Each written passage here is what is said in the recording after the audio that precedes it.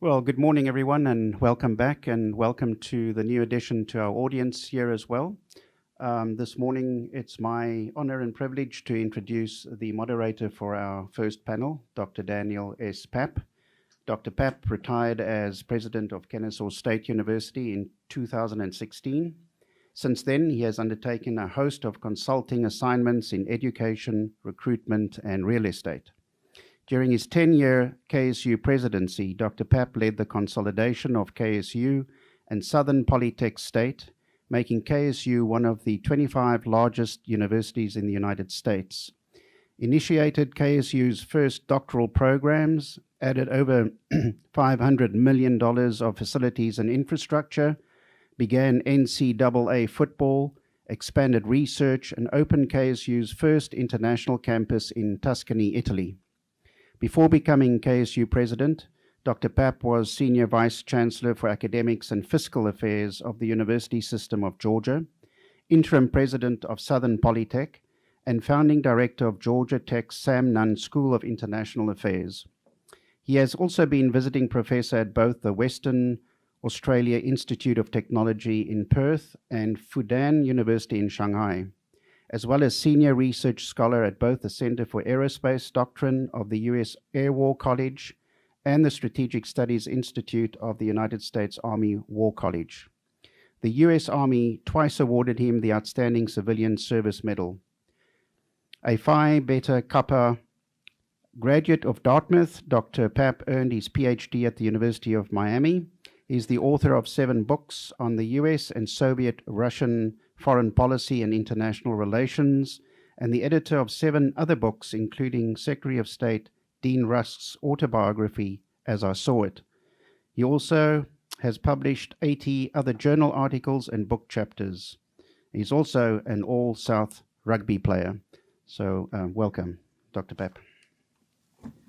Thank you for that kind introduction. How do you accept the last sentence about that? The rugby didn't have to be brought up. Although I should compliment you, since South Africa, your native country, won the World Cup just about a month ago. Congratulations. And welcome everyone to this, the first panel, The Nature of Future Warfare. We have an hour and a half for 4 excellent presentations, and we'll devote the last 15 minutes or so of that hour and a half to questions and answers. I'll introduce each one of the panelists before they actually make their presentation. Our first paper is by Lieutenant Colonel Lavinia Bojor, an active duty infantry officer in the Romanian Land Forces, who since 2017 has also been university lecturer in the Department of Military Sciences at the Nicolae Bălescu Land Forces Academy in Sibiu, Romania. Dr. Lavinia Bojor's presentation is entitled Preparing Military Leaders for Future Unpredictable Events. Dr. Bojor holds a PhD in military sciences. In addition to his academic expertise and background, he has also served as a platoon leader in Kandahar, Afghanistan, supporting Operation Enduring Freedom. More recently, he has served in Dakar Province, Iraq, for the Antica-Babylonia mission. And once again, he has also served in Zabul Province, Afghanistan, as a company commander. Dr. Bojor, the floor is yours. Thank you. Great introduction. You forgot to mention my Russian accent language. I will start with a short story from my experience, my human in the loop story. After that, I want to present some transformation of our environment based on this artificial intelligence. Then I will try to suggest some challenges from previous military conflicts, basically from my experience, and also a solution that we can deal with this artificial intelligence. In 2007, I was conducted a cordon and search mission when I heard on the radio station a message from my battalion commander that a drone and Predator unmanned vehicles discover near a possible insurgent near a village in our area of operation. Something was wrong because I know very well that leader. I know the community. It was the friends of our ISAF forces, and I tried to see what's going on.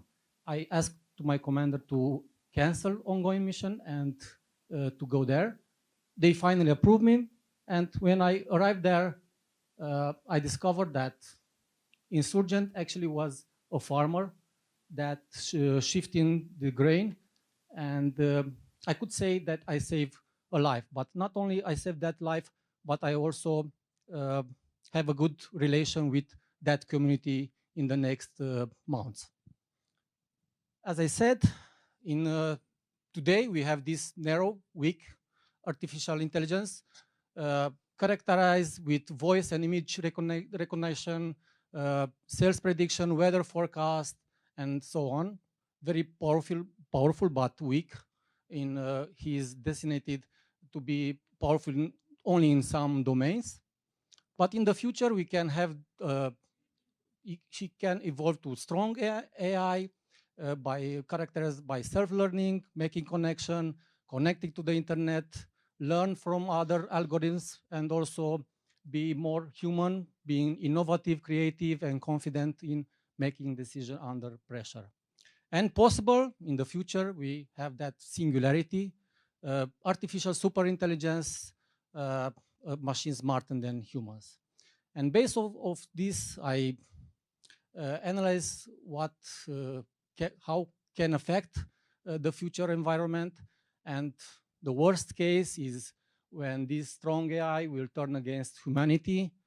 And of course, we had that Skynet loading, and our soldier will fight on the horseback, and they will use only sensor-free weapons, Kalashnikov, against the Terminator. And I'm pretty sure the will not have a final happy end like Hasta la Vista, baby. And in case we think we can stop this advance, is not a military decision. It's a political one. It's military driven, but we cannot stop this advance. And it's not only related to NATO, China, or Russia, because if this state nation decide to stop, we can deal with private companies, Facebook, Apple, Tesla, Google, because they have this economic competition, and they don't stop. Like Elon Musk says, the artificial intelligence is most dangerous than nukes, but he invests in some interface to bring human brain in the artificial machine.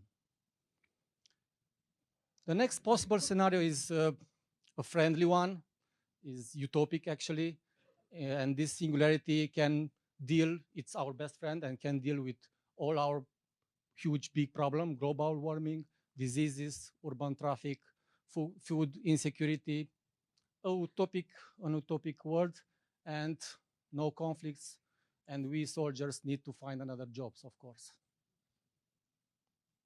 But let's go back on Earth, and we have this narrow AI. In the next future, for sure, we can see that decision-making process will be fully controlled by people. But of course, AI can assist our commanders in the field, and I will detail in the future slides. Of course, we have the same addiction to the sensors. You can use robots, exoskeletons, and other robots from the DARPA, of course, to help us in our fights. And I want to mention that will be an urban area, mega cities maybe, and we have the same problem of human shields, civilian casualties. In my point of view, I'm not afraid about a future NATO versus Russia and China in the future, in the next future, a direct engagement, but I'm pretty sure we can consider another conflict in the failed states where NATO will support some forces and Russia or China can support the other forces. And I tried to see some general characteristic of this kind of conflicts in order to prepare to propose some solution. Wow. It's very strange. Okay. We will have for sure urban environment and human shields, unconventional conventional approaches, and the weak part will try to find sanctuaries outside the country and prepares or ask help for sponsor states, social media manipulation, but also cyber attacks. In order to deal with these general characteristics, I propose three solutions. Isolating the operation environment, the theater of operation, to dominate the digital network from that area, and also to try to generate, to develop an algorithm, a game, AlphaGo, I call it Alpha War actually, that can help us in our MDMP, military decision-making process. And this idea of defense is not new. We know that we have a lot of cases, Great Wall of China, the Maginot Line, the Maurice Line in Liberia, I will detail this, physical wall, Israel borders, and of course we can mention also United States-Mexico borders because of that solution I will try to suggest in the future. I mentioned Maurice Line from Algerian conflict in 1954-1962, and I want to detail a little bit. French army, defeated in Vietnam, was faced another weak side from Front de Libération Nationale, and couldn't deal with that because they hit and run. They found sanctuary in Tunis and Morocco, and they decided to build a wall, a physical wall, barbed wire, electrified, double with minefields, radars. And the weak side tried to use every tools they have available, hooks to lift up the wire, cutters, digging on the wire, climbing the fence with insulated material, explosive loads, and even frontal attacks. But French managed to hold the wall very well because they involve artillery, fire support, and also quick reaction forces with helicopters, tanks, and airborne infantry. And they denied 90% of the guerrilla tactics that was in those sanctuaries outside the country. The next case is from Vietnam. United States realized they cannot build a wall, a physical wall, and try to manage a network of sensors, 200 sensors, acoustic type, seismic, people sniffer, chemical sensor, but they cannot use only airstrikes in order to engage the enemy when the sensors were activated. On the other side, the North Vietnamese soldiers, once they detect these devices and understand what are capable of, trying to spoof them using animal, bucket of urine in non-essential area, or also finding new routes in order to resupply the forces on this Ho Chi Minh Trail, well known by us today. The design was good, was performed by the team Jasons, but the problem in reality was that wasn't enough aircraft available, and also commanders in the fields do not consider a priority because they cannot have a real evaluation and also including a huge budget. On those times, the sensors need to be replaced because they run out of battery and they cannot go in the field and replace the battery, so they send another sensors. So in time, this system was stopped. But we cannot consider a failure because they arrive on those times to the moment to distinguish from false alarm, animal, aircraft sounds, and heavy rainfall from real soldiers. And also they managed to record North Vietnamese soldiers conversation in the fields. And also, this system helped the American soldiers in Keshan base, which remain 70 days isolated, to not be the second Dien Bien Phu, well known by the French humiliation before. So the question is why United States and also NATO did not implement this system in Afghanistan. Of course, if you take a look on the map, we need to deal with not only with the Pakistan borders, but also with the Iranian borders and all around. But today we have sensor much better than Vietnam time sensors. And also the relief, the terrain in Afghanistan allowed to our intervention with infantry, tanks, helicopters, drones, and so on. So in times after we deal with the remaining Taliban and insurgents groups, we can manage to fight only on the borders. The second proposal is meant to deal with these human shields. The combatants used to hide inside the people. So today we use our smartphone not only to make phone calls, but also online shopping, socializing. Actually, we clone our physical identity into a virtual one. And also the marketing switch from the traditional one, the old one, to the new digital marketing. So they developed this social listening process, watching online forums, reading reviews, feedbacks, chats, hashtags, keywords, but they not limited on this public information of the digital users, but also develop tools, artificial intelligence tools that can collect information about identity, user identity, email, phones, address, location, religions, political views, and also like, shares, and other interests. So they managed to realize these psychological profiles very details. And sometimes they lose this database in favor of companies like Cambridge Analytica. But not only private companies have access to all these psychological profiles, but also state actors. Edward Snowden told us. And the question is, why don't you use these digital tools in our today and future military conflicts?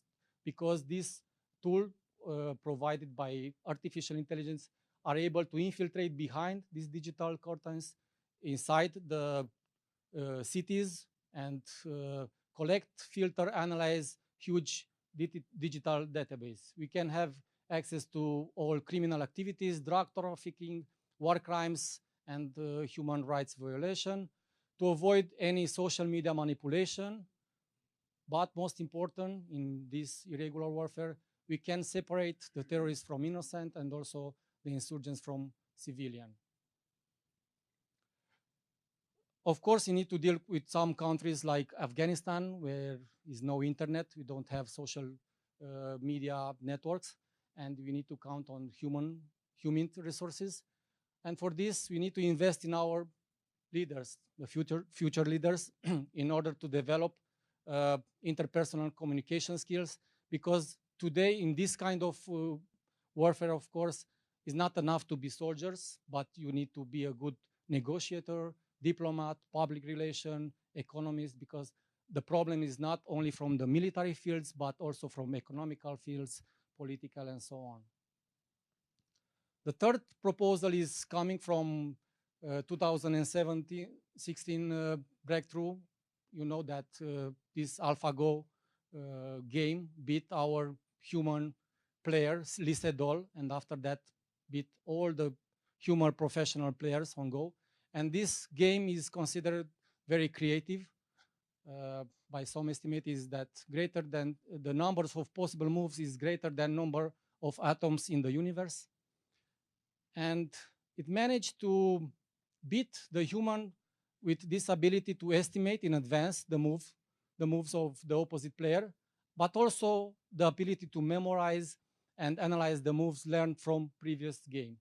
So actually they developed this game, first edition of the game, first version, by playing it with humans, but after that decided to play with another machine, with his version, and decided and became to great results.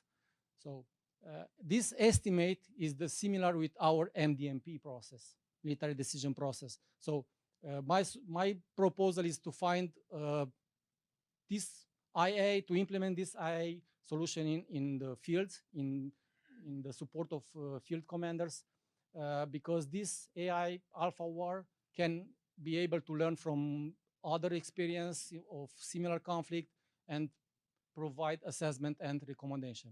Of course that we have challenges, what constitutes success, what is a mission accomplished.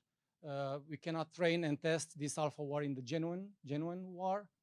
The quality of data collected, and maybe when we transfer and prepare this algorithm, we transfer our bias set. We tell him how to fight, how to generate these estimates. And also is our human, the commander's ability to understand the black box. If you watch the game 2, the move 37, the deep blue team didn't understand if that move 37 was really a brilliant move, which actually was, or an error of that system. And also a big problem is technological infrastructure and resources, the know-how, and my country and other poor countries don't have access on developing this alpha war machine. But we can, based on the sharing of great powerful states. In conclusion, I suggest that this human-in-the-loop approach must remain, especially in this life and death decision. And also in the future, our leaders to use artificial intelligence to control the borders, to isolate the enemy, to control our digital network, to develop some interpersonal communication skills, and also to try to find a learning machine that can assist our commanding officer in our MDMP military decision making process. Thank you.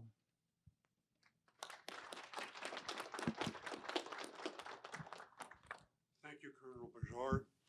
Our second presentation, The Battle Room, Mobile Infantry, and Forever Wars, will be by U.S. Navy Captain Michael Young, military professor in the College of Leadership and Ethics at the U.S. Naval War College. Captain Young is a surface warfare officer who has served at sea on the USS Moosebrugger, the USS Underwood, the USS Wasp, and the USS The Sullivans. He also is commanding officer of the USS Whidbey Island. Captain Young's service has also included work in Navy recruiting, Assault Craft Unit 4, Deputy Headquarters Commandant for Programs and Resources of the Marine Corps, Deputy Chief of Naval Operations for Communications Network, and in the Office of the Secretary of Defense. Captain Young. Today I want to talk to you about 3 different ways futurists think about or have thought about military training, or as I rebranded this talk, I'm going to take you back to the future. But first, the obligatory disclaimer. These are my opinions, no one else's. You're welcome to take them on as your own, but you've got to say so, and most of the leadership of the military will disavow anything I say on a regular basis. Speculative fiction asks questions. What will the future be like? How will things change? What will remain the same? This is part of the Clausewitzian nature and character discussion of war. What remains the same? What changes? As we look forward to future leader development, we should also look back to what past speculative writers envisioned for future training. Most people will think of holodecks and battle rooms and powered suits, Terminators and AIs that lock people outside their spaceships, and then try to work these things into how we talk about future training. In fact, if we aren't careful, the text's a little bit like PowerPoint transitions, something we use without thinking about, without purpose, without really thinking about the intent or the impact. It's easy to get caught up in the flashy tech, or what I call the bright, shiny object. The reality is that classic science fiction does the opposite. What is classic science fiction? Stealing from Orson Scott Card, there are two things that make a story a classic. A genuine classic as opposed to merely old and continuing to sell. The first is that it speaks to a time in which the story was first told. The second thing is tougher, and that is that it keeps speaking to readers outside its time, because what's in the story touches on something that never goes away, or at the very least keeps coming around. I'm going to talk to you about three very similar novels, all classics in both senses of the word, and in keeping with that and the title of my presentation, we'll start recent and move backwards. I first heard about Ender's Game in 1994 from a shore mate, Marine, who lived down the street. He and his wife described the book as life-changing. I read it, loved it, but couldn't put it in the life-changing category. Over the years, I've learned the book was life-changing for teens, and not necessarily for adults, but of course here I am 25 years later and I'm still talking about it. Set in an unspecified date and Earth's future, the novel presents an imperiled humankind after two conflicts with the Formics, an insectoid alien species they dub the Buggers. In preparation for an anticipated third invasion, children, including the novel's protagonist Andrew Ender Wiggin, are trained from a very young age by putting them through increasingly difficult games, including some in zero gravity. These games aren't really just games, they are training. These games fill the hours between waking and sleeping. The most advanced is called free play, where the school computer keeps bringing up new things, building a maze that trainees can explore. But this wasn't just brain games. The book and movie retain a critical starting point for all trainees: physical fitness and physical combat skills, and physical fights, which settle some of the most important issues of the novel, or in Clausewitz speak, war's enduring nature.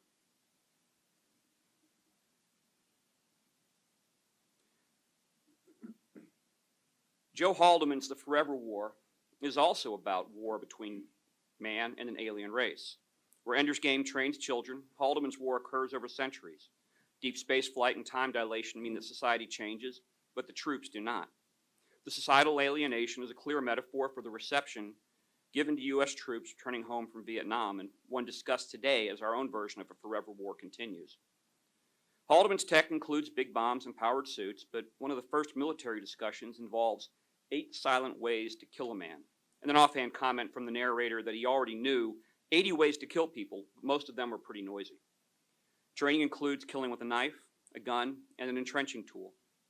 Even with powered armor, there were group training actions carrying heavy girders.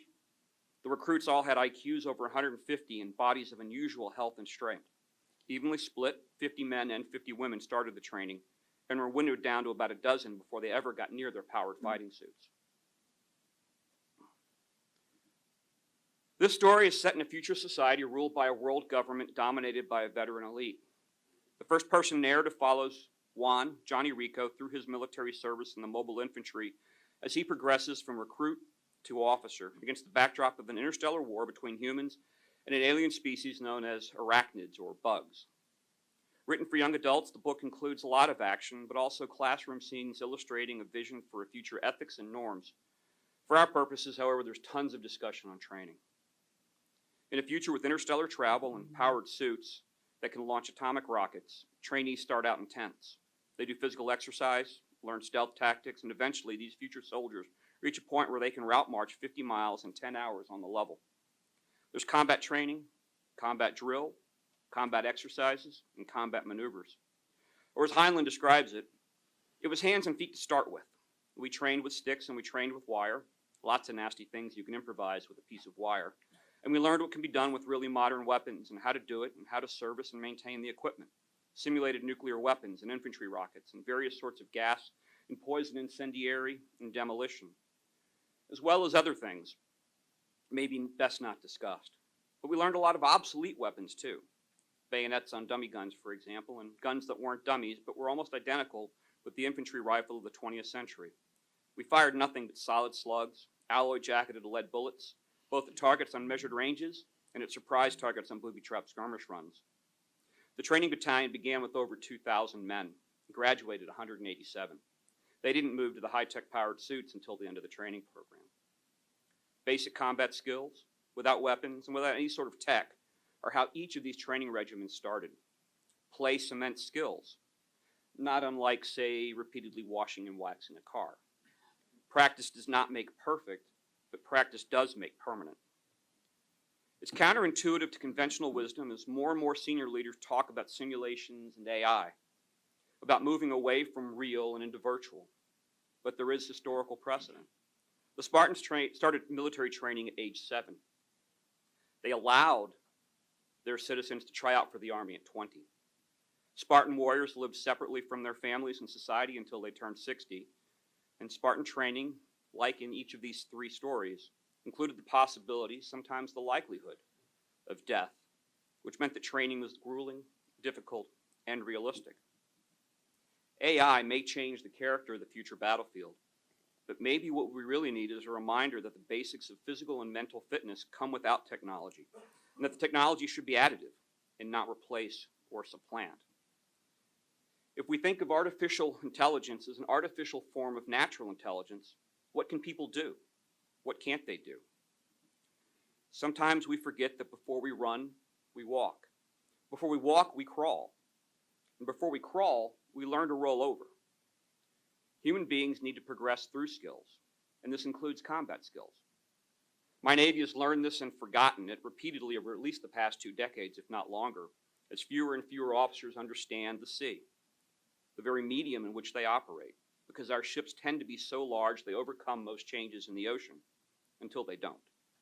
Second, most discussion of technology assistance in the battlefield relies on clear communication paths, something every major discussion of war also expects to fail. It does us no good to have systems that do not work without reachback, and no reachback means systems need to be in standalone, which means that systems need to be locally operated. Back to the rollover, crawl, walk, run analogy. Third, not knowing oneself and not knowing one's team, but relying on tech is a sure and certain way to lose. Wired recently ran a story where an entire team in training was wiped out because they were focused on their screens. That's another issue our Navy is battling, is we sometimes forget to look out our own windows. Our tech does not do what Heinlein envisioned in his suits, where the wearer didn't have to think about it, didn't have to drive it, fly it, con it, operate it. You just wear it and it takes orders directly from your muscles and does for you what your muscles are trying to do. We aren't there yet. We're still trying to roll over. Now, maybe the means we use to instill self-awareness and teamwork can be updated. After all, the battle room games were more than just games, but they were well thought out games with intent and purpose. And in the end, without intent and purpose, nothing will matter or make sense. In the end, leader developed, despite technology and bioenhancement, remains about developing the human mind and body with intent and purpose. In the end, what matters? People, bodies and brains, or as John Paul Jones said in the 19th century, men mean more than guns in the raiding of a ship. And Wayne Hughes wrote towards the end of the 20th century, men matter most. And because, as Sarah Connor told us, we aren't machines. Thank you.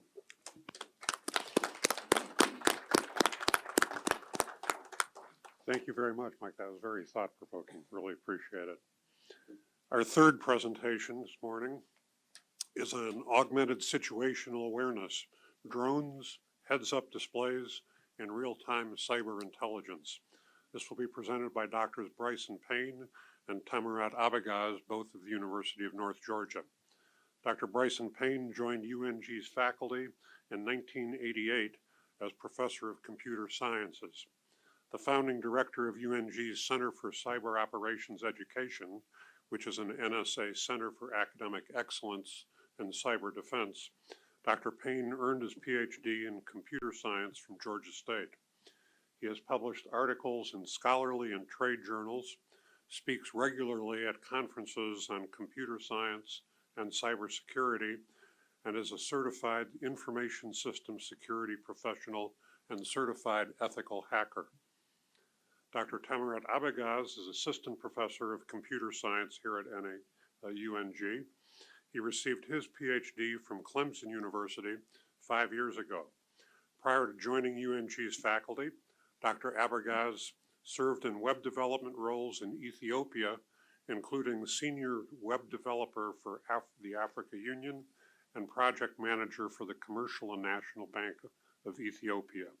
As a researcher, Dr. Abagaz focuses on emerging methods of user interactions, including multimodal interfaces, emotional design elements, and modeling. Gentlemen, the mic is yours. Thank you, Dan.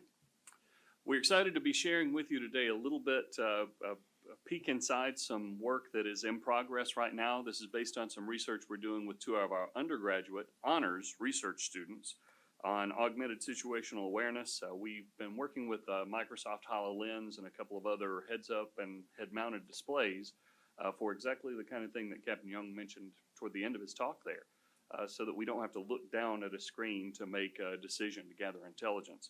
And we've been pairing that up with some of the research that UNG is known for in drones and unmanned aerial vehicles. And so Dr. Abagaz is going to start us off, and then I'll share a little bit on our drone technology. All right, thank you. Let's start with history. As Bob said, in the past, the first computers generally was as big as a building. So with the generation first for heads-up display, it started with a cathode ray tube, and then the second one moved from cathode ray tube to LCD, and the third one, the third generation that we'll see currently is mainly on laser technology. So we'll see very interesting happening in the past. We can move to the next slide. Yeah, okay. So for consumers, heads-up display, to just tell you the story, for Google Glass, I was a researcher at Clemson University on human-computer interaction. The first time I used it for my research to see if it does have any impact on search engine research. So I was doing emotional design for older adults. I used it for my research. For me, it didn't add any value. The price was $1,500. Apart from having it, using it for searching, it didn't add any value. It's just similar with a smartphone. But currently, people are using it for inventory management system, and they also used it for capturing videos. You can tap it and capture videos while you are using it. But in many places, people are banning using Google Glass because you cannot capture video where you are in a gym or in movie theater or somewhere else. So that's very interesting to see as a device. And Google was not successful, really. It was not pushed to the consumers. But the second one that you see, Microsoft HoloLens, we have it in UNG. We used it. But the second one, which is Microsoft HoloLens 2, is very fascinating to see. Currently, you can use a HoloLens inside a virtual room. And anybody like in Asia or in Europe can collaborate with someone in US in a room, which is a virtual room, where I can wear that HoloLens and someone we can even collaborate with some device. It could be used for brainstorming. You can collaborate with anything as if you are in a room, which is a 3D environment. So that's really fascinating to see for the future, where you can work on a project. You don't have to be in the same room, but in a virtual environment. I can add some feature in it while you modify as it is. So very interesting to see. The price for HoloLens is around $3,200 to $500, which is not really expensive. The Magic Leap 1 is very similar with the Microsoft HoloLens 2, except that the price is cheaper than the Microsoft HoloLens. All right, the other one that we want to see here is military head mount device, or HERTZ. You can see it is the enhanced night vision goggles being used by the military. It can be used in every weather conditions you can use it. It's very interesting. It is controlled by the control center. They're being used by, and also there is Net Warrior situational awareness system that supports the binocular vision goggle device. The joint helmet mounted queuing system is also part of the HUD developed in collaboration with the industry systems, which is can be used by either day time or night time.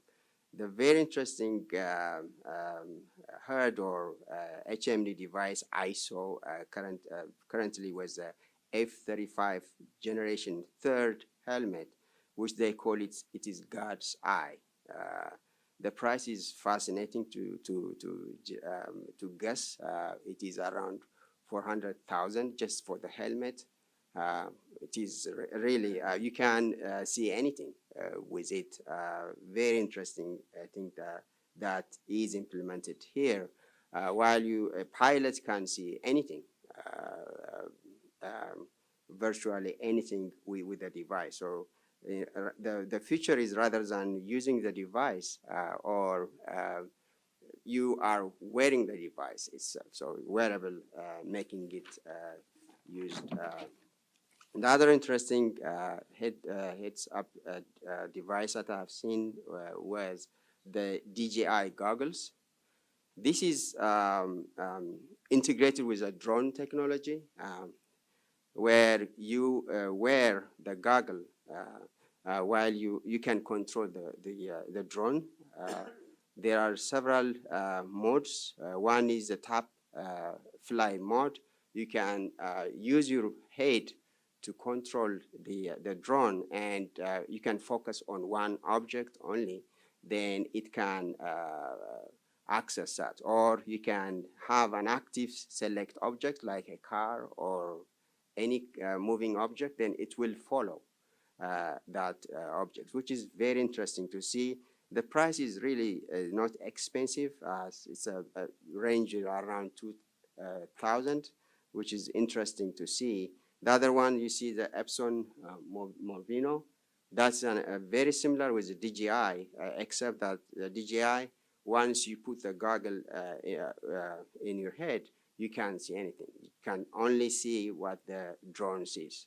But for Epson, you can, it is integrated. You can see other objects around you while you are looking at the object. So with that, I will pass to Dr. Payne. Well, I won't go through the entire history of military unmanned aerial vehicles, but we've been using drones for decades for imagery, intelligence. The really big change with some of the high altitude, long endurance and medium altitude, long endurance, remotely piloted vehicles. Really, the big turning point came in 1995 with MQ-1 Predator, just adding a video camera, having real-time live video or video acquired over a target. That's really what's enabled us to start thinking about now feeding that video through our device that's head-mounted. And of course, there are lots of other, I'm not going to do a lesson on any military aircraft technology in a room full of people who know it much better than I do. But I'll share just a couple of interesting things, perhaps for those who are not acquainted with some of our military UAV technology. The MQ-9 Reaper there, the medium altitude, long endurance, can fly 40 hours, about 1,200 miles with a light load, and about 14 hours fully loaded with 4,500 pounds of payload. You can get 4 of those. Tamarat mentioned the price of the heads-up display there for the F-35. You can get 4 of the MQ-9 Reapers, multiple control stations for the low price of $64 million. So you can watch around the clock with a few of those that swap out. And then, of course, all the way down to the MQ-4 Triton, the high altitude, flying more than 10 miles in the air. So we're not just talking about seeing over the next hill, which was a really great thing with those large drones. We're talking about seeing around the world from a remote pilot located just about anywhere. What we have been working at, since our budget is a little bit smaller than that, is looking at micro and mini drone applications. And you're already seeing a lot of this out there. In fact, we've had a few cases where even some small drones have been recalled or taken back out of the front lines. But mini and micro drones like the Black Hornet, that personal reconnaissance system, PRS, weighs less than an ounce or weighs up to 33 grams, depending on the battery life. Lasts about 25 minutes, but you can pack a dozen of them. So it's a really lightweight, really user-friendly technology. And it's closer to what we expect in consumer-level technology, something you might even buy for your kids. Then you've got bigger drones like the Sky Raider there, and then of course some of the fixed-wing UAVs like the RQ-11, the Raven B, that you launch from your hand. So we don't go in our paper into the unmanned ground vehicles or sea vehicles, any kind of underwater or surface vehicles. But we're focusing mainly on that ability to gather situational awareness from unmanned aerial vehicles. So we need to talk a little bit about situational awareness in the field. Net Warrior, of course, can integrate with a lot of this. We're used to handheld devices, but then they do come with some of those drawbacks. When you're looking down at that screen, you're not looking at what might be in front of you. And these heads-up displays offer a different way of integrating that information. Still come with challenges, but we have the ability to take not just the force tracking, intelligence data, navigation, command and control, all the sensory data. We can now stream real-time video from those unmanned aerial vehicles and ground vehicles. And then we've got the information synchronization capability with some of those heads-up and head-mounted displays. So what we're looking at using this technology for here at UNG is we're calling it real-time cyber intelligence for the lack of a better singular term, because you're really talking about some signals intelligence, some imagery intelligence, electronic warfare. There are lots of pieces that factor into this. We've got modern surveillance UAVs, UASs, combined with traditional signals intelligence. One really great example of that is some of the counter-drone technology, like Sky Tracker and a few others that we've exported out there used in the field. We can use radio frequency detection and mitigation to not just find the drones, but find the ground control system. So if someone's flying a small drone that's been improvised to drop a grenade, we can not only find that drone before it gets to its target, we can find who's controlling that drone. And we're mixing some good old-fashioned signals intelligence with some really cool consumer-led technology. The converged cyber, signals intelligence, electronic warfare, information warfare, we talked about a little bit, and you're seeing that across cyber and SIGINT, electronic warfare. The one piece that we're still arguably outpaced on is information operations, information warfare. We've seen Russia use that very effectively in a few cases. If 20 special operations forces can set up 200 or 300 social media accounts and say, hey, we missed the days when Russia was here in Crimea or wherever that might be. It makes it look as though there's a groundswell of support for whatever Russia is doing on the ground. And that's something that we could to catch up with and get better at ourselves. General Scales mentioned winning cyber, air, and land. And he also mentioned that disaggregation, the small teams.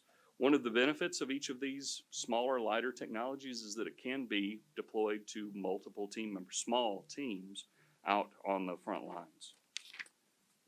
Some of the challenges to augmented situational awareness, the reliability of mixed virtual and physical environments. So if you're seeing an overlay of information, first of all, it could block or distract your situational awareness of what's really going on right in front of you. But then the question comes in whether we can trust that data that's being overlaid. We know that sensors can be spoofed, they can be hacked, they can be interfered with, they can be jammed entirely. So we have to rely on human intelligence to figure out whether that threat really does exist over that next ridge. So there's still a lot of room for human. We've got UAS system vulnerabilities, but these don't just extend to UASs.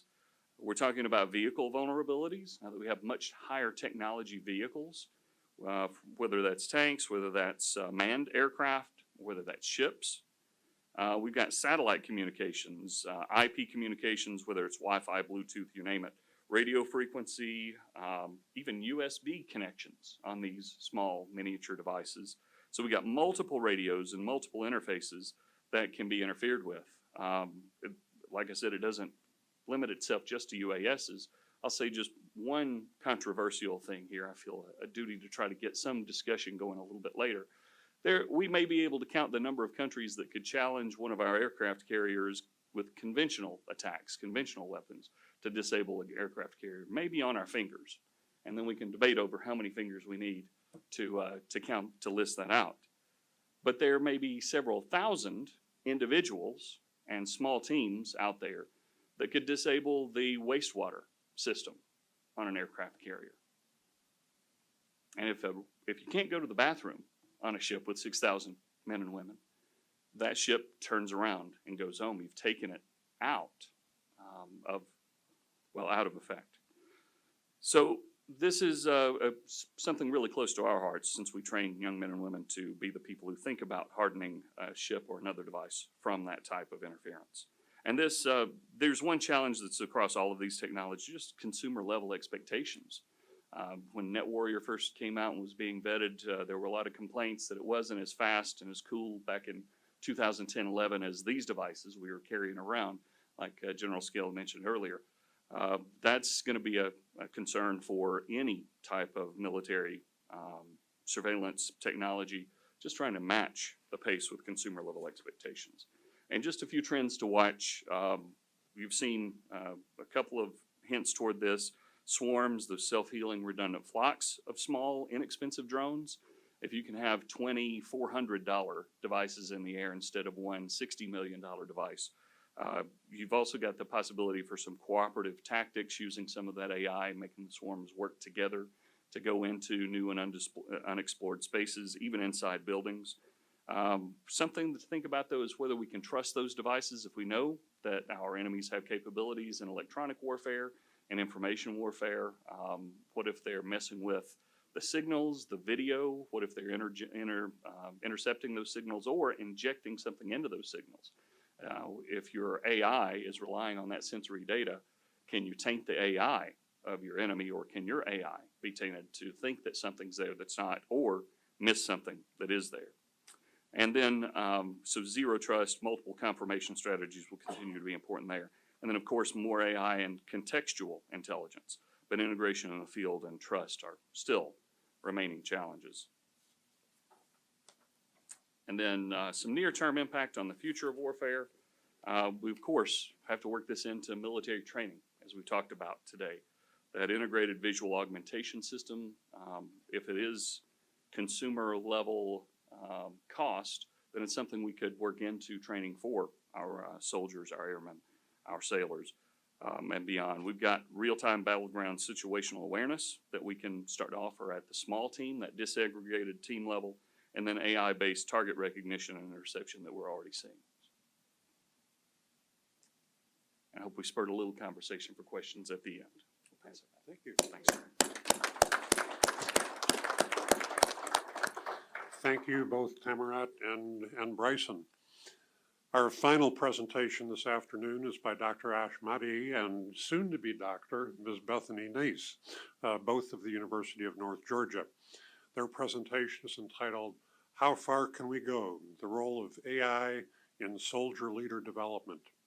Dr. Mahdi holds a PhD in Business Administration, focusing on information security from Kennesaw State University. With over 20 years of experience in management and software engineering, Dr. Mahdi serves as department head of UNG's Department of Computer Science and Information Systems and the Mike Cottrell College of Business. Before rejoining UNG in 2015, Dr. Mahdi was a technical account manager for Red Hat Incorporated, where he led Red Hat's technical resource division on global initiatives. Before Red Hat, Dr. Mahdi worked back here at UNG in various IT-related roles, including in being Associate Director, Associate CIO for Information Technology Engineering. Ms. Bethany Nace has over 20 years of experience in information systems and data management. She is an instructor in computer science and information systems department, also in the Cottrell College of Business. She'll receive her PhD from Kennesaw State next month, where she specializes in information systems, Her research concentrates on data analytics, information security, and artificial intelligence. The floor is yours. Thank you. May I get the clicker? Oh, that's it down. Thanks, Ash. Thank you.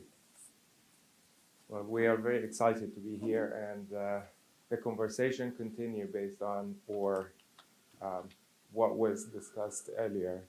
So this is the roadmap of our conversation today, explaining the research and what we are interested in. We'll start by explaining, laying the foundation, going all the way through the framework that we are working on developing to bring the best use, in our opinion, of artificial intelligence to develop the soldier of the future. So the motivation of this, why this is very interesting. We looked at artificial intelligence, and we see, we hear, we learn about artificial intelligence every day in the news and the conversation and research like what we heard about today. It has the potential for profound impact to change the way we do business. You can just imagine when we have systems and machines with human-like intelligence, how that will change the way we do business, the change on the economy, the change on the social interaction between people, the workplace. So the impact is profound, and we really need to look at this science and understand it and see how we can utilize it for our benefit. And this is not even a conversation about science fiction or some things may happen. We are well into the development and innovation of new systems and new structures based on artificial intelligence. So it is time to go in and understand and see how we can drive innovative approach to equip our future soldiers to benefit the best way possible from this technology. So the definition, in the beginning when we were researching, it was a very surprising outcome to learn that people couldn't agree on how to define artificial intelligence. And we see here from the presentations, there are varied approach and applications and ways to look at it and slice it. It started in 1950 with a popular paper asked that question, can computers think? And then in 1956, they had the whole conference of the smartest people in this domain debating how can we define artificial intelligence. And they came up with an agreement that they didn't agree, but the agreement was, let's define it in the context of our work. And now, with years and years of development and understanding, we can comfortably define artificial intelligence in two dimensions.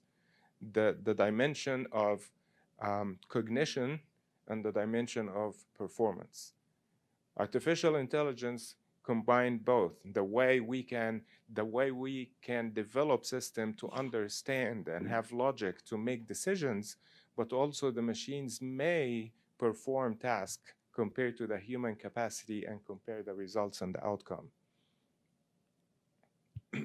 So the history of artificial intelligence show us that when it started with this Hollywood or movie-like approach that we want to develop a machine that thinks like, and behave like human. It was a very optimistic idea, crashed and burned because it required a lot of resources, machine power, data to be collected. And at that time in the 50s, we didn't have the systems to support this. So it kind of brought less than optimistic or happy outcomes compared to that profound story that came when the idea of artificial intelligence started. Until late in 80s, 90s, when people start to get a little bit more creative and started to think about what if we apply this in a smaller scope and start growing from there? Of course, the support came from advance in technology, advance in data collections and algorithms. So we started to have systems that can enable doctors to diagnose rare disease with more accuracy. We started to see systems to enable professionals to do their work in a better way. And this is how it started in a specific domain, a specific purpose, and grew out of there. And the potential with the support of technology start to grow. So now we understand that when we look at artificial intelligence, we can have two types of artificial intelligence. What is referred to as weak AI, which is systems that built to perform a specific task. For example, facial recognition, or give you a prediction of which route to take from point A to point B, or systems that can diagnose a disease. These systems can perform precisely their task, but they are confined within this task.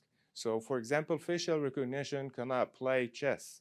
You can create another system that will play chess and beat the world champion repeatedly without hesitation, but that system cannot recognize faces. So this is a specific, and this is the way we started and we succeeded in moving forward. And then the newer type is called strong AI, which is artificial intelligence that can perform general purpose based on collecting data, building patterns, and learning from it, and growing to perform any task depending on the situation.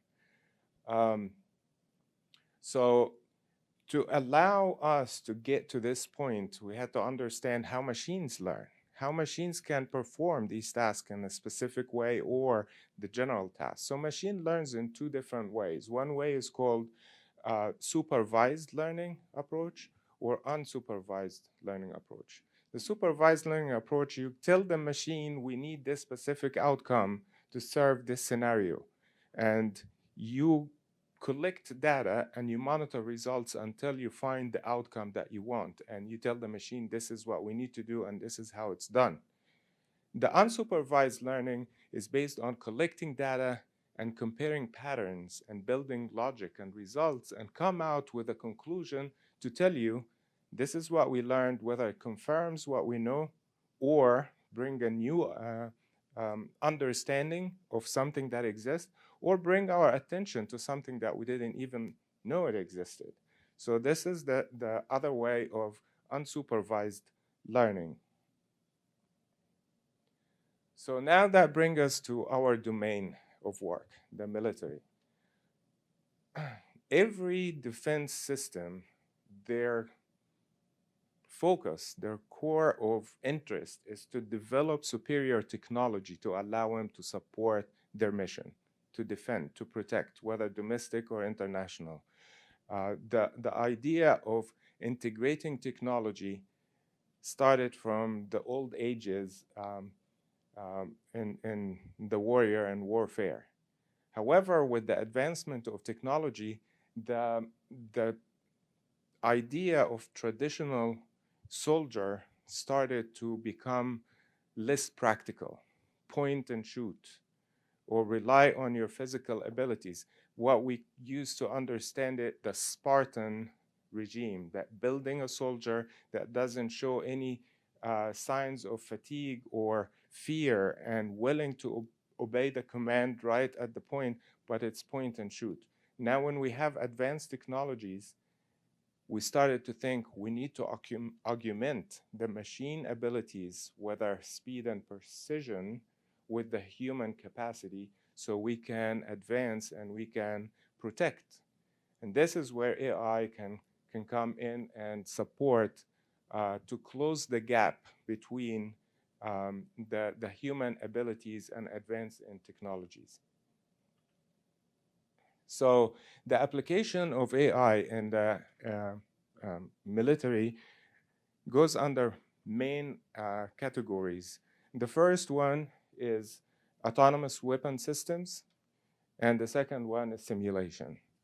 We learned today about these systems. You can have it completely performing their task without intervention, and this is generating a lot of debate. They call them the killer robots.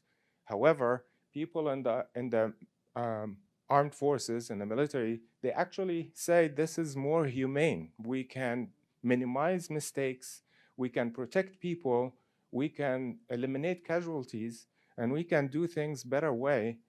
But not only that, AI allowed people to have shared responsibilities. So it's not always we're out of the communication. As we learned, we still need to have boots on the ground. And so we have like the helmets, we have semi-augmented artificial intelligence that collects data but let the soldier decide what to do. Simulation is a wonderful tool. AI supports our soldiers. Can you imagine the logistics to deploy thousands of soldiers to practice or train in a specific environment, in a landscape that matches their mission, whether it's desert or water or rain or forest, and the price of the ammunition and the things that they will work with, compared to simulation where you can change the environment anytime, anywhere, and use as much ammunition as you want because it's all digital.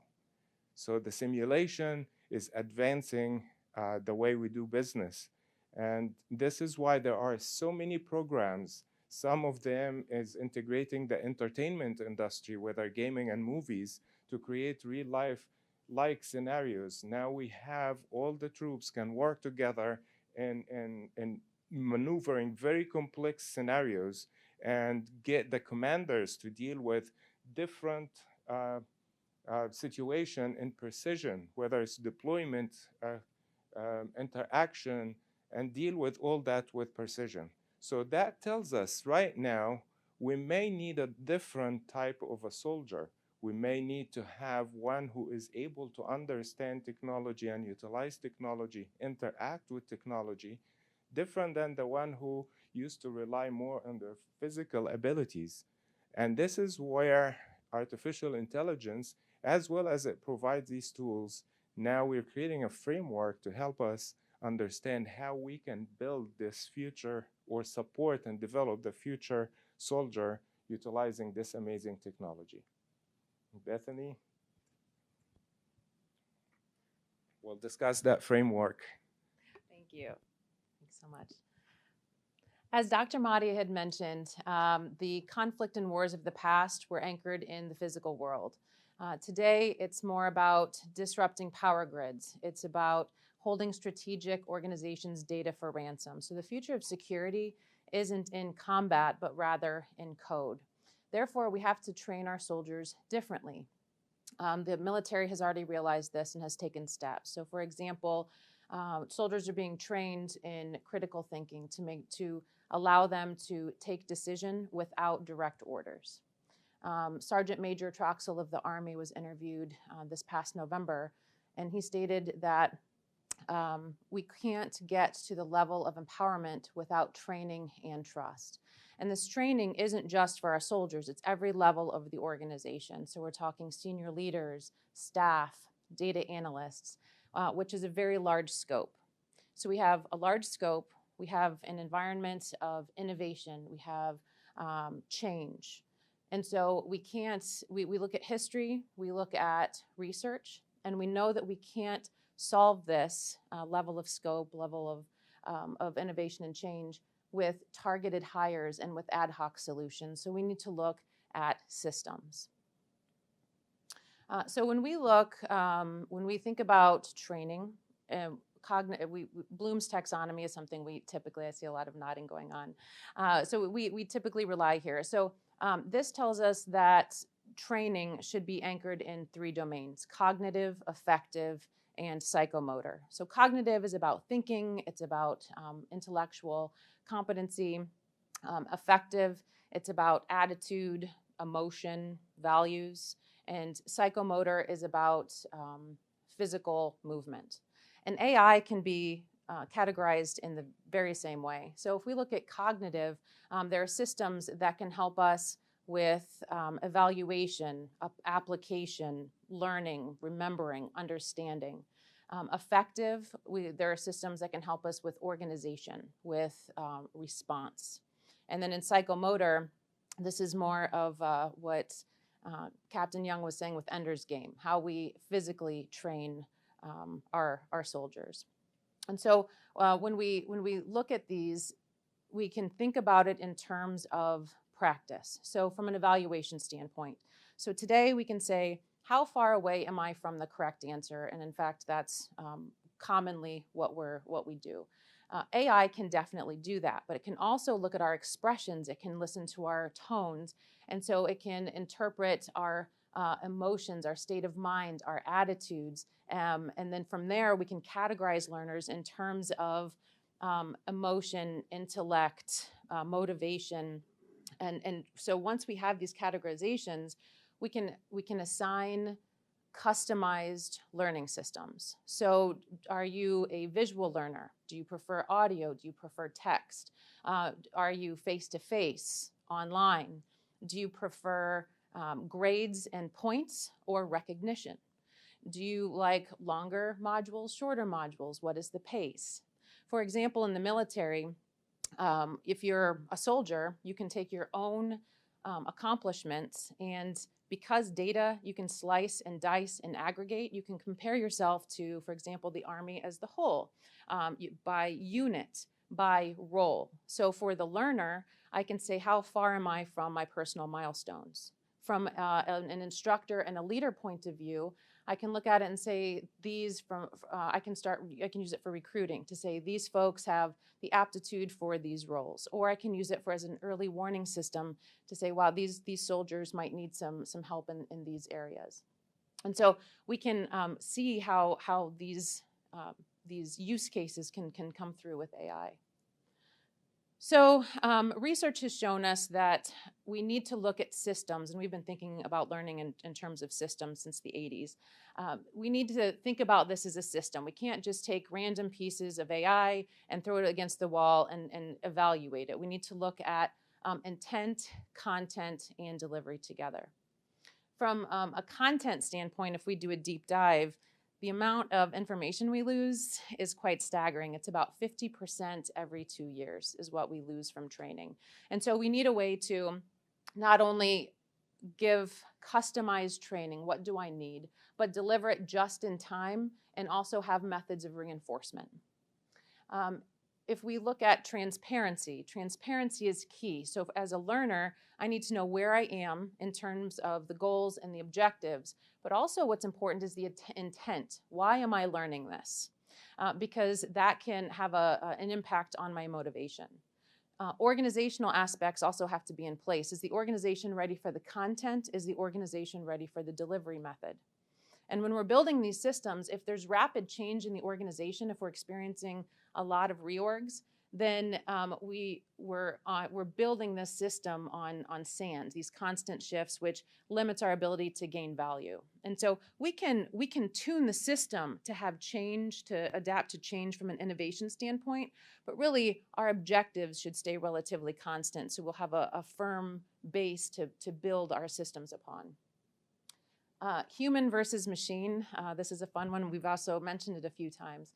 In 1977, Deep Blue has beaten our world champion in chess. In 2011, Watson beat former Jeopardy champion. So it wasn't looking so good for humans until about 2014. There was an experiment done, and a human and machine combination beat humans alone and beat teams alone. So this augmented intelligence seems to be the path forward. And so we need to look at the strengths of humans, the strengths of machines, and as we move from this primarily face-to-face on, we can strategically put technology in place to achieve our goals. So our research model, as we were researching, we found that there were broad areas that we needed to consider. First and foremost, training. How do people learn? Okay, how do individuals learn? Also, AI is a type of IS. We've had quite a lot of experience with IS. Let's look at implementation success. AI has some unique aspects to it. It has unique care and feeding. We need to consider those. Also, we need to look at aspects of the organization so we can take advantage of the strengths. We can mitigate the areas of development. We can operate within the context of the culture. So these are big buckets, and there's a lot going on inside each one, and no organization on the planet has enough resources to tackle all of these. So our next steps are to identify the critical indicators of where we need to focus to be successful. So every system has challenges. AI is no different. For example, we have miscategorization. So in 2017, the iPhone 10 could not distinguish Asian faces. So a person of Asian descent could open up another person's phone of Asian descent regardless of gender or age. And this tells us we didn't have enough diversity in our training data. We have bias. So the bias of the output can reflect the bias of the programmer and or the bias of the data that trained it. For example, there was a corrections and parole AI that categorized male defendants as a higher risk than white defendants of the same crime. We also tend to believe what comes out of the magic box, because these algorithms are considering vast amounts of data, and so the output, oh, that must be correct. And so that hinders our ability, our motivation to consider the not only the accuracy, but the fairness and the bias of these systems, because they are quite complex. Social impacts, there are many. A couple are, as I said, these algorithms are complex. And if I'm in a category, I may not know which category I'm in, how I got there, how I can get into a category that I desire. So that can limit my potential. Also, we need to monitor learners to understand how they're reacting to the training. There were cameras with facial recognition implemented in China, and the students reported high levels of anxiety because they felt they had to perform and be at their best at all times, which negatively impacted their learning. Ethics and privacy, there's a lot of data. We not only have students' grades at this point, we have their personality profiles, we have behavioral profiles, we have how they respond to stimuli, all in one pile associated with names. And I'm sure a lot of you can think of a lot of dystopian situations we can get into if we're not good stewards of that data. So from the very beginning, as we're planning these systems, we need to consider how to best protect this data. Thank you.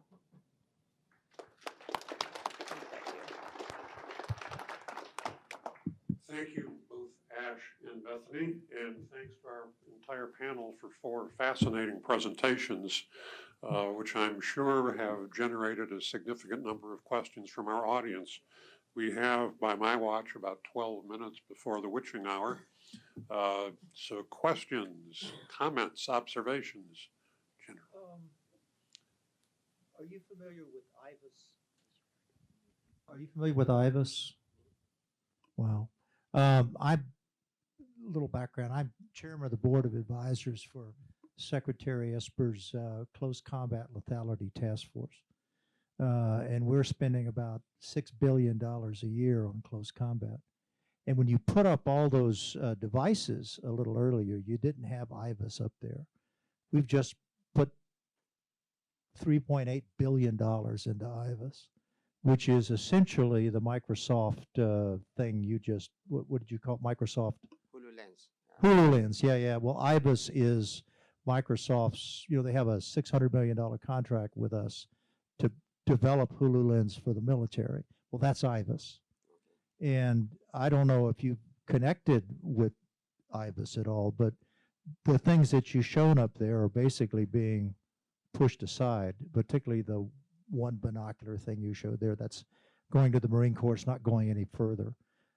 IVUS is going to all the services, and I don't know if you are connected with this organization or not, but the future of AI applied to training is in IVUS. The idea, this is Secretary Mattis, says, I want every soldier to fight 25 battles bloodlessly before he fights his first battle.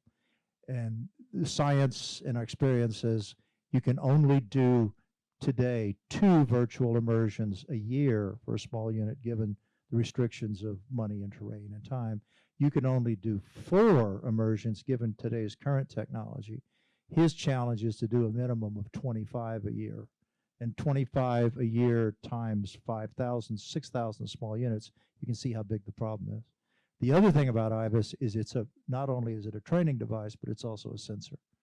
In other words, IVUS with the new family of rifles is now mated through a soldier Wi-Fi, goes into the rifle or whatever weapon you're shooting, so you don't have to aim anymore. But that's all done by the 3 microprocessors in the tip of the lens of this thing. And there are 3 marks or 3 phases to IVUS. We're now at phase 2. I'd suggest after this is over, you need to talk to me because the future is not in that. The future is in IVUS. Thank you.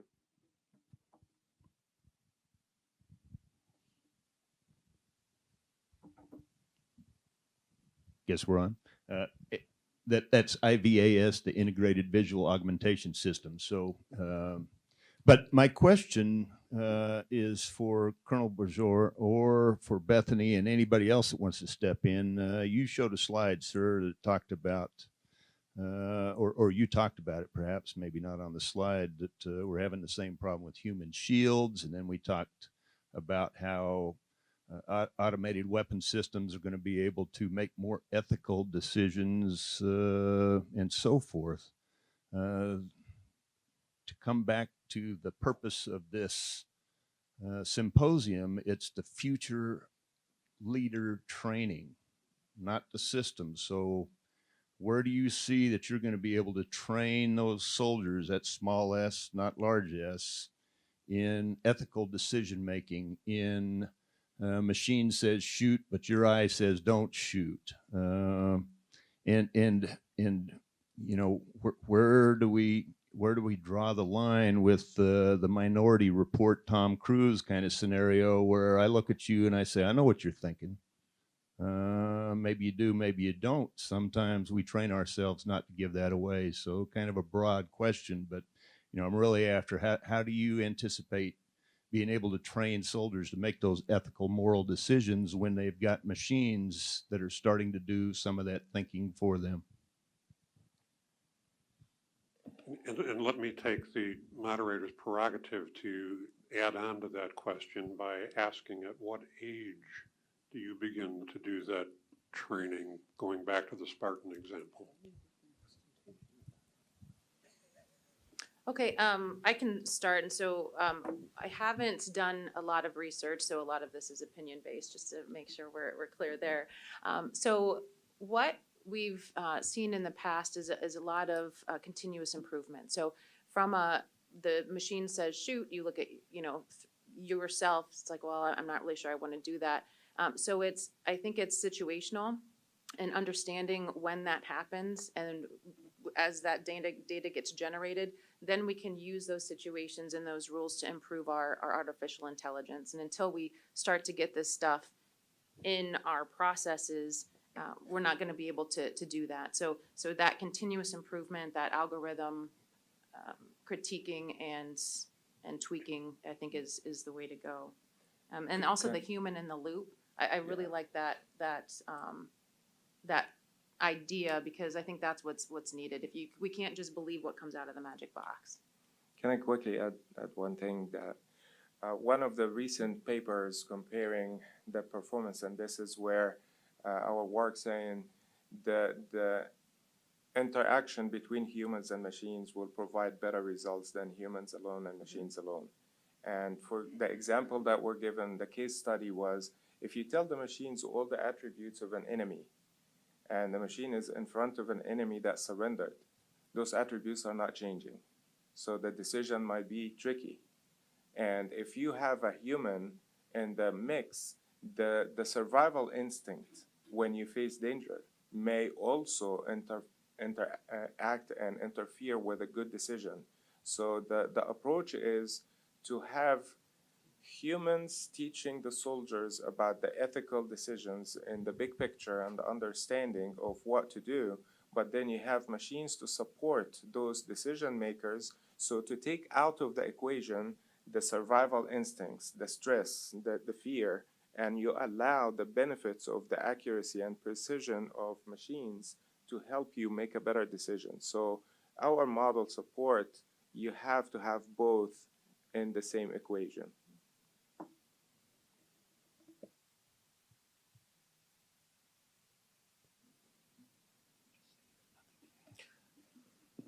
Additional?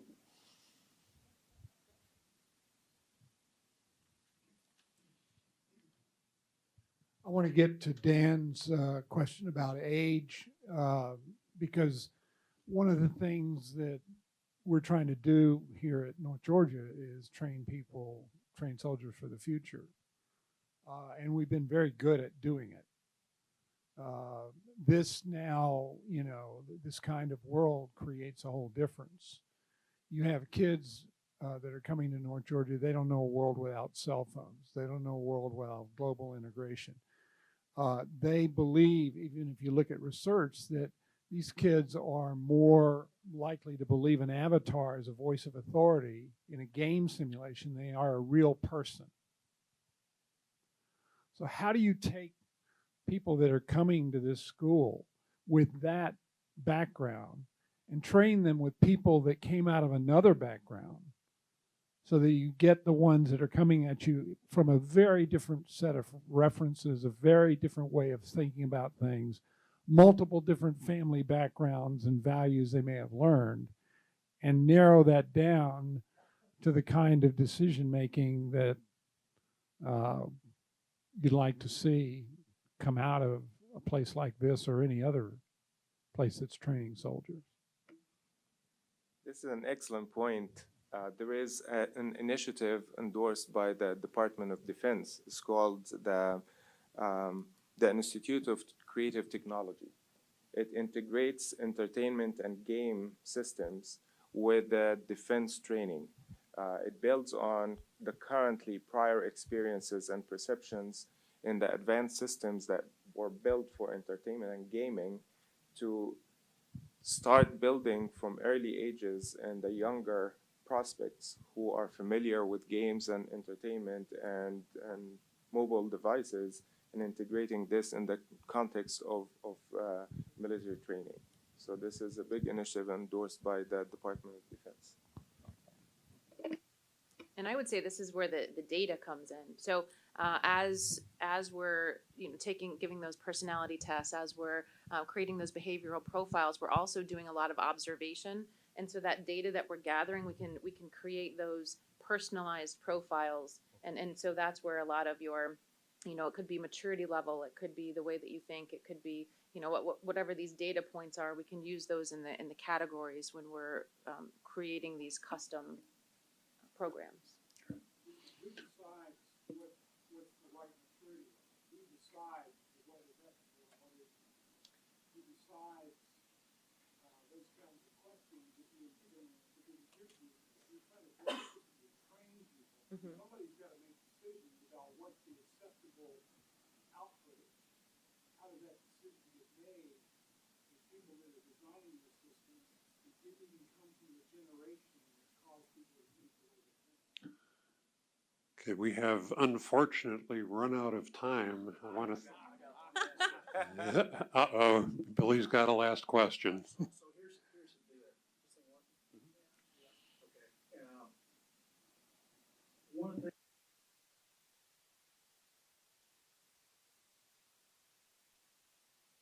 data on all the students who are going to graduate from this institution and others, which makes them potentially predictable. But on the battlefield, particularly an AI-enhanced battlefield, unpredictability is a virtue. So how do we make sure that these kids we're trying to educate, not just train but educate, are able to overcome the ability of an enemy to read, their own thoughts and processes and how they react to things? And I would just open that up for anybody. I'm going to take that one because there's a couple things that I've been hearing through this process. The first thing you have to do is stop assuming anything about them. So the assumption that I've spent 30 years now hearing how the next wave of training is going to be tailored and perfect and wonderful. And that is a great idea that we can get to, maybe someday. The second and the biggest assumption is that, well, the next generation is going to be able to do all this stuff better and easier and different. No, they're not.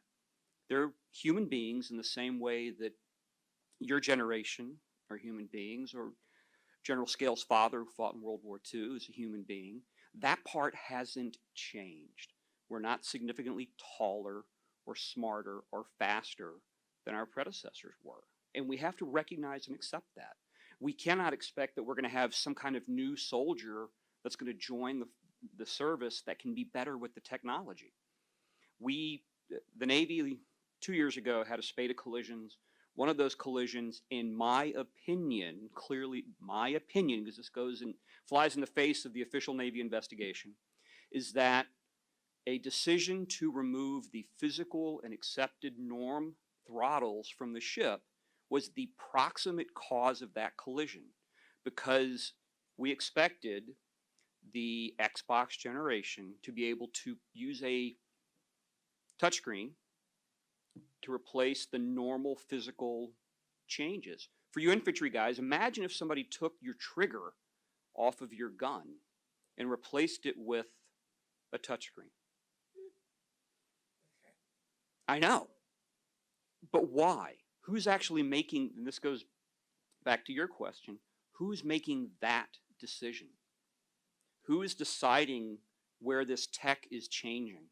Because that unnamed bureaucrat that authorized changing the throttles to a touchscreen, which, by the way, we're now stepping back from, who's that person? Who's that individual that made that decision? Until we can reach a point where those individuals are accountable for their decisions, that we can actually attribute a name to those decisions, all the rest of the stuff is just great and fun, but it's not going to make a difference.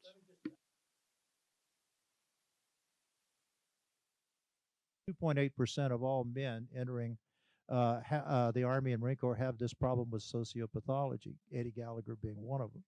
But the deal is you have to factor that out early. You can do it here at North Georgia. You won't, because the Army hasn't provided. There's an instrument called, more than you want to know, there's an instrument called TAPAS, T-A-P-A-S, which is the first cognitively varied psychology test that DOD, OSD, we are experimenting with, which gets beyond the ASVAB and looks at personal attributes and the fit with things like close combat. So what does that mean? That means you'd never assign a North Georgia graduate in the infantry to be a platoon leader. You send him to the Transportation Corps for 4 years, then you bring him back at the age of 26 to 28 to be a platoon leader. It means that a small unit should be led not by a lieutenant, but by a master sergeant or a warrant officer, not a second lieutenant. It makes no sense. It's absolutely, it defies logic. Who does the Marine Corps recruit? College graduate 18-year-old males, unmarried. That's the preferred Marine Corps model.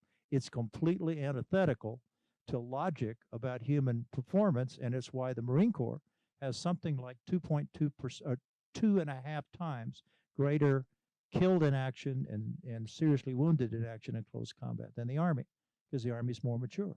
It's your biology. There's nothing you can do about the evolution and development of your prefrontal cortex. We are now down to 55 minutes for lunch. And enjoy your lunch, everyone. And thank you to all panelists for a fascinating discussion. Yeah.